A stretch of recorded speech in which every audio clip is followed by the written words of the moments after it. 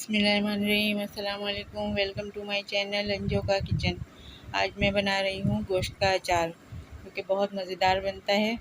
इसे हम मिट्टी की हांडी में बनाएंगे। तो ये देखिए, मैंने एक पैन रख दिया है और इसमें मैं 500 ग्राम बीफ बोनलेस लिया है मैंने, क्यूब्स की शक्ल में।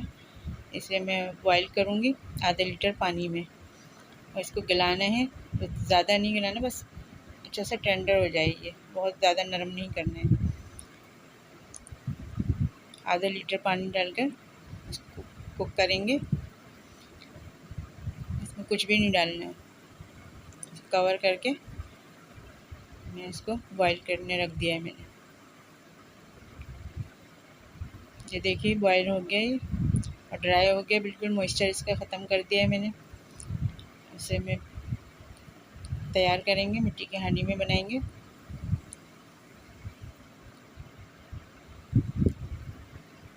ये देखिए, क्ले पॉट मैंने लिया है। इसमें ये बॉइल्ड बीफ डाल रही हूँ मैं।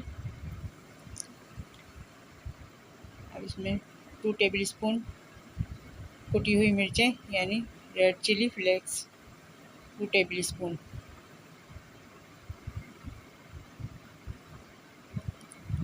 टर्मरिक पाउडर यानी हल्दी 1 table spoon.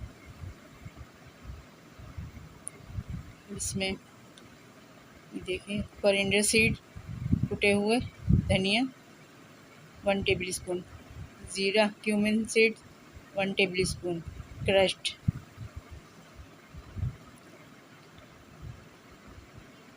Fenugreek seed 1 tablespoon, मेथी दाना 1 टेबल स्पून, सौंफ fennel seed 2 tablespoon crush कर लिए मैंने। राई के दाने हैं 1 tablespoon, mustard seed, black seed 1 tablespoon, कलौंजी, गरम मसाला है मिक्स, बादियान का एक फूल है, एक दालचीनी है, एक बड़ी इलायची है, थोड़ी सी लौंगें और क्लोव्स, 1 टेबल स्पून सॉल्ट। बहुत मज़े का बनता है, ज़रूर बनाइएगा आप लोग इसे। अब इसमें गार्लिक क्लोव्स लिए 10 अदद लहसुन के जवे मोटे वाले। अब इसमें सफ़ेद सिरका डालूंगी मैं, वाइट विनेगर 1 कप, और अच्छी कंपनी का लीजिएगा। ये देखें, मैंने बेक पाउडर का लिया है, जो लोकल मिलता है वो नहीं डालें, कंपनी का है। 1 कप वाइट विनेगर, सफ़ेद सिरका 1 कप। इससे अचार ख़राब नहीं होगा और गल जाएगा जल्दी। ये देखिए, इस तरह से डालें। अब ऑयल है सरसों का ऑयल, मस्टर्ड ऑयल 300 ml लिया है मैंने। इसे गर्म कर लिया था अच्छी तरह से और ठंडा कर लिया। अब मैं इसमें डाल रही हूँ ये,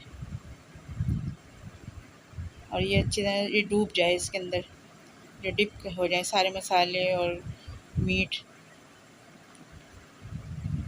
इस तरह से अच्छी तरह से इसको चला दें।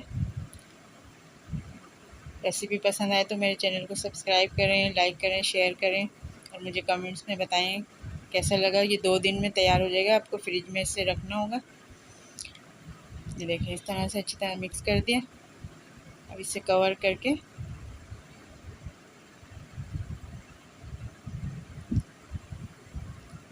मैं फ्रिज में 2 दिन के लिए रखूँगी। 2 दिन बाद तैयार हो जाएगा, फिर आप इंजॉय करें पराठे के साथ, दाल चावल के साथ। बहुत मज़ेदार बनता है।